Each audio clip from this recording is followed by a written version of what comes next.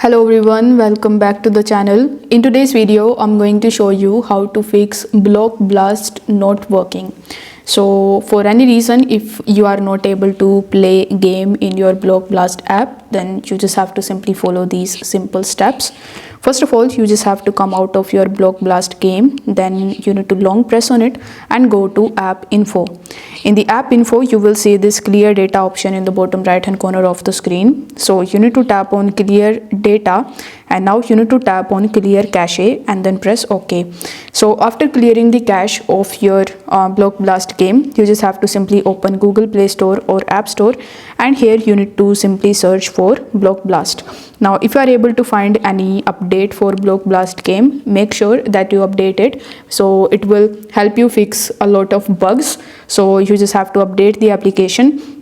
Then you just have to simply restart your phone, and after restarting your phone, you just have to again launch your Block Blast application, and most probably you are going to fix all of the issues that you were facing in your Block Blast game.